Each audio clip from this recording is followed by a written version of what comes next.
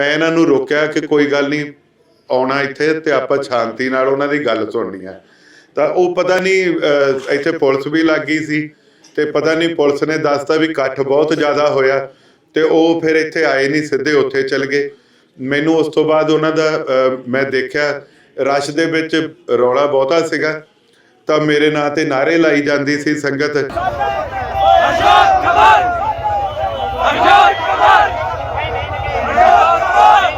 Party ਲਈ तिणका तिणका इकट्ठा करके मोगे ਦੇ ਵਿੱਚ ਆਲਣਾ ਬਣਾ ਕੇ ਦਿੱਤਾ ਸੀ। ਜਦੋਂ ਜੈਨ ਸਾਹਿਬ ਦੇ ਜਾਣ ਤੋਂ ਬਾਅਦ ਮੋਗੇ ਦੇ ਵਿੱਚ ਕਿਸੇ ਬੰਦੇ ਨੂੰ ਪਿੰਡਾਂ ਦੇ ਵਿੱਚ ਸ਼ਹਿਰ 'ਚ ਤੁਸੀਂ ਗਵਾਹ ਹੋ ਇਸ ਗੱਲ ਦੇ ਜੀ ਕਿ ਚਾਹੇ ਸ਼ਹਿਰ 'ਚ ਚਾਹੇ ਪਿੰਡਾਂ 'ਚ ਪਤਾ ਨਹੀਂ ਸੀ ਹੁੰਦਾ ਬੰਦਾ ਰਹਿ ਕਿਹੜਾ ਕਾਂਗਰਸ 'ਚ ਗਿਆ ਤੇ ਚਲੇ ਕਿਹੜਾ ਗਿਆ।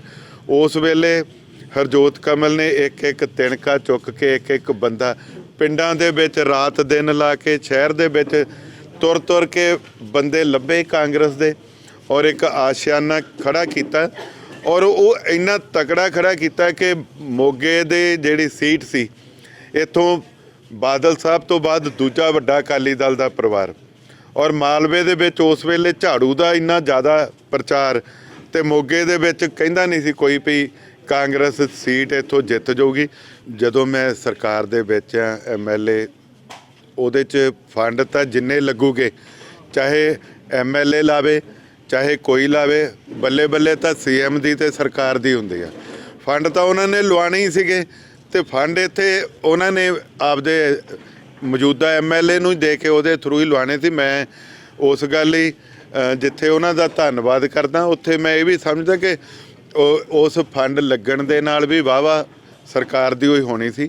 ਉਹਨਾਂ ਨੇ ਫੰਡ ਮੇਰੇ ਤੋਂ ਲਵਾਏ। ਮੈਂ ਹਮੇਸ਼ਾ ਹੀ ਉਹਨਾਂ ਨੇ ਮੈਨੂੰ 4 ਦਿਨ ਪਹਿਲਾਂ ਵੀ 4 ਦਿਨ ਨਹੀਂ 10-15 ਦਿਨ ਪਹਿਲਾਂ ਵੀ ਜਾਂ ਜਿੱਦਣ ਉਹ ਆਏ ਸੀ ਉਦਣ ਵੀ ਮੈਨੂੰ ਠੋਕ ਕੇ ਕਹਿ ਕੇ ਗਏ ਵੀ ਇਹਦੇ ਤੋਂ ਨਾ ਡਰੀ, ਅੱਬਲ ਤਾਂ ਇਹਦਾ ਪਤਾ ਕੋਈ ਨਹੀਂ, ਕਦੀ ਇਹ BJP 'ਚ ਜਾਂਦਾ, ਕਦੀ ਇਹ ਕੈਪਟਨ ਸਾਹਿਬ ਨੂੰ ਮਿਲਦਾ, ਕਦੀ ਇਹ ਆਮ ਆਦਮੀ ਪਾਰਟੀ ਵਾਲੇ ਕੇਜਰੀਵਾਲ ਸਾਹਿਬ ਨੂੰ ਮਿਲਦੇ, ਕਦੀ ਚੰਨੀ ਜੀ ਨੂੰ ਮਿਲਦੇ, ਕਦੀ ਸੁਖਬੀਰ ਬਾਦਲ ਜੀ ਨੂੰ ਮਿਲਦੇ, ਅਜੇ ਇਹਦਾ ਪਤਾ ਕੋਈ ਨਹੀਂ ਇਹਨੇ ਜਾਣਾ ਕਿੱਥੇ ਆ।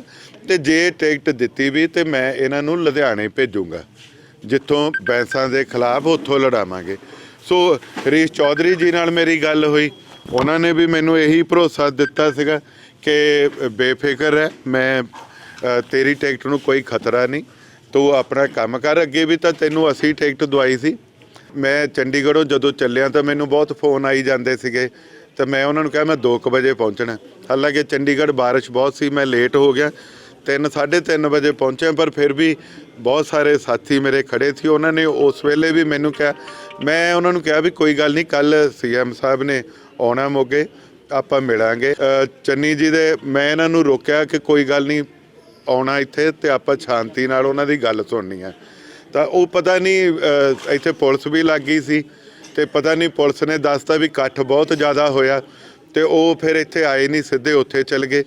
ਮੈਨੂੰ ਉਸ ਤੋਂ ਬਾਅਦ ਉਹਨਾਂ ਦਾ ਮੈਂ ਦੇਖਿਆ ਰਸ਼ ਦੇ ਵਿੱਚ ਰੌਲਾ ਬਹੁਤਾ ਸੀਗਾ, ਤਾਂ ਮੇਰੇ ਨਾਂ ਤੇ ਨਾਰੇ ਲਾਈ ਜਾਂਦੀ ਸੀ ਸੰਗਤ। ਮੈਨੂੰ ਪਤਾ ਨਹੀਂ ਲੱਗਿਆ ਉਹਨਾਂ ਦੀਆਂ 2 ਮਿਸ ਕਾਲਾਂ ਸੀਗੀਆਂ। ਤਾਂ ਉਸ ਤੋਂ ਬਾਅਦ ਉਹ ਮੈਂ ਉਹਦੇ 'ਤੇ ਬੈਕ ਕਾਲ ਵੀ ਕੀਤੀ ਤਾਂ ਫੋਨ ਥਰੂ ਨਹੀਂ ਹੋਇਆ ਤੇ ਉਹ ਪਰ ਇੱਥੇ ਆਏ ਨਹੀਂ, ਚਲੇ ਗਏ। ਹਰਜੋਤ ਕਮਲ ਅਹੁਦਿਆਂ ਦਾ ਭੁੱਖਾ ਨਹੀਂ, ਹਰਜੋਤ ਕਮਲ ਪਿਆਰ ਦਾ ਭੁੱਖਾ। ਮੇਰੀ ਸੰਗਤ ਬੈਠੀ ਮੈਨੂੰ ਪਿਆਰ ਕਰਦੀ ਹੈ।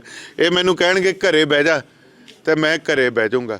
ਅੱਜ ਇਹ ਸੰਗਤ ਨੇ ਰਲ ਕੇ ਇੱਕ ਫੈਸਲਾ ਕੀਤਾ ਵੀ ਆਪਾਂ ਲੜਾਈ ਲੜਨੀ ਹੈ, ਚੋਣ ਲੜਨੀ ਹੈ। ਜੇ ਇਹ ਟਿਕਟ ਦੇਣਗੇ ਮੋਗਿਓ ਤਾਂ ਕਾਂਗਰਸ ਦੀ ਟਿਕਟ 'ਤੇ ਲੜਾਂਗੇ ਤੇ ਨਹੀਂ ਤਾਂ ਫਿਰ ਕੋਈ ਗੱਲ ਨਹੀਂ। ਚੰਨੀ ਸਾਹਿਬ ਵੀ 7 'ਚ ਆਜ਼ਾਦ ਜਿੱਤੇ। ਸੰਗਤ ਨਾਲ ਬਹਿ ਕੇ ਹੁਣ ਇਹੀ ਮੀਟਿੰਗ ਚੱਲੀ ਜਾਂਦੀ ਸੀ। ਅਸੀਂ ਸਾਰੇ ਇਸ ਗੱਲ ਦੇ ਉੱਤੇ ਆ ਕਿ ਆਜ਼ਾਦ ਲੜਨੀ ਆ ਜਾਂ ਬਹੁਤ ਸਾਰੀਆਂ ਪਾਰਟੀਆਂ ਤੋਂ ਆਫਰ ਆ ਰਹੀ ਹੈ, ਜਿੱਧਰੋਂ ਵੀ ਸਾਡਾ ਸਹਿਮਤੀ ਬਣੀ ਸਾਰੀ ਸੰਗਤ ਦੀ, ਅਸੀਂ ਉਧਰੋਂ ਹੀ ਚੱਕ ਦੇਣੇ ਫੱਟੇ। ਅਸੀਂ ਮਤਲਬ ਵੀ ਅੱਜ ਸਮੁੱਚੇ ਸਰਪੰਚ ਸਾਹਿਬਾਨ MC ਸਾਹਿਬਾਨ ਵੱਲੋਂ ਬਹੁਤ ਵੱਡਾ ਇਕੱਠ ਕੀਤਾ ਗਿਆ ਸੀ ਹਰਜੋਤ ਕਮਲ ਦੇ ਹੱਕ ਵਿੱਚ। ਹਰਜੋਤ ਕਮਲ ਇੱਕ ਵਿਕਾਸ ਦੇ ਮਸੀਹਾ ਦੇ ਤੌਰ ਤੇ ਜਾਣੇ ਜਾਂਦੇ ਆ, ਕਿਉਂਕਿ ਜਿੰਨੇ ਵੀ ਸਰਪੰਚ ਆ, ਜਿਹੜੇ ਪੰਚ ਸਾਹਿਬਾਨ ਆ, MC ਸਾਹਿਬਾਨ ਆ, ਚੇਅਰਮੈਨ ਸਾਹਿਬ, ਅੱਜ ਬਹੁਤ ਵੱਡਾ ਇਕੱਠ ਹੋਇਆ। ਅਸੀਂ ਇਹ ਫੈਸਲਾ ਕੀਤਾ ਕਿ ਹਰਜੋਤ ਕਮਲ ਜਿਹੜਾ ਲੜੂਗਾ ਤੇ ਜਿੱਤਾਂਗੇ ਵੀ ਜੀ। ਜਿੰਨੇ ਸਾਡੇ ਸਰਪੰਚ ਆ 42 ਸਰਪੰਚਾਂ ਨੇ ਤੇ 32 ਜਿਹੜੇ ਆਪਣੇ MC ਆ ਸਮੇਤ ਮੇਅਰ, ਅਸੀਂ ਕਾਂਗਰਸ ਪਾਰਟੀ ਤੋਂ ਅਸਤੀਫੇ ਦਿੰਦੇ ਆ ਤੇ ਅਸੀਂ ਮਤਲਬ ਜਿੱਥੇ ਵੀ ਸਾਨੂੰ ਹਰਜੋਤ ਕਮਲ ਕਹੂਗਾ ਅਸੀਂ ਉੱਥੇ ਉਹਦੇ ਨਾਲ ਖੜ ਕੇ ਲੜਾਂਗੇ। ਜਦੋਂ ਟਾਈਮ ਸੀ ਕੋਈ ਖੜਿਆ ਨਹੀਂ ਸੀ, ਅਕਾਲੀ ਦਲ 'ਚ ਭੱਜ ਗਏ ਸੀ। ਉਸ ਟਾਈਮ ਸਾਡੇ ਹਰਜੋਤ ਕਮਲ ਨੇ ਤੀਲਾ ਤੀਲਾ ਹੋਈ ਕਾਂਗਰਸ ਇਕੱਠੀ ਕਰਕੇ ਇੰਨੀ ਵੱਡੀ ਮਜ਼ਬੂਤੀ ਬਣਾਈ ਤੇ ਅੱਜ ਸਾਡੀ ਹਾਈ ਕਮਾਂਡ ਨੇ ਉਹਨਾਂ ਨੂੰ ਅੱਖੋਂ ਪਰੋਖੇ ਕਰਤਾ। ਇਹ ਬੜੀ ਗੱਲ ਹੋਈ। ਜਿਨ੍ਹਾਂ ਨੇ ਕੋਈ ਕੰਮ ਨਹੀਂ ਕੀਤਾ, ਜਿਹੜੇ ਸੈਲੀਬ੍ਰਿਟੀ ਬੰਦੇ ਆ, ਉਹ ਚੱਕ ਕੇ ਲਿਆ ਕੇ ਇੱਥੇ ਬਾਤੇ। ਉਹਨਾਂ ਨੂੰ ਤਾਂ ਹੋਰ ਕਿਤੋਂ ਵੀ ਟਿਕਟ ਦੇ ਸਕਦੀ ਸੀ ਹਾਈ ਕਮਾਂਡ। ਉਹਨਾਂ ਨੇ ਤਾਂ ਪੈਸੇ ਹੀ ਲਾਉਣੇ, ਜਿੱਥੇ ਮਰਜ਼ੀ ਜਾ ਕੇ ਲਾਈ ਜਾਣ। ਪਰ ਅੱਜ ਜਿਹੜੀ ਇਹ ਕਾਂਗਰਸ ਹੈ, ਸਾਡੀ ਜਿੰਨੇ ਵੀ ਸਾਡੇ ਕਾਉਂਸਲਰ ਸਾਹਿਬਾਨ ਆ, ਚਾਹੇ ਪੰਚਾਇਤ ਮੈਂਬਰ ਆ, ਚਾਹੇ ਸਰਪੰਚ ਸਾਹਿਬ ਹੈ, ਸਾਡੇ 42 ਪਿੰਡਾਂ ਤੋਂ 32 ਕਾਂਗਰਸ ਹੈ, ਤੇ ਜੋ ਵੀ ਸਾਡੇ ਹੈਗੇ ਬਲਾਕ ਸੰਮਤੀ ਮੈਂਬਰ ਆ, ਚੇਅਰਮੈਨ ਆ, ਅਸੀਂ ਸਾਰੇ ਐਮਐਲਏ ਸਾਹਿਬ ਦੇ ਨਾਲ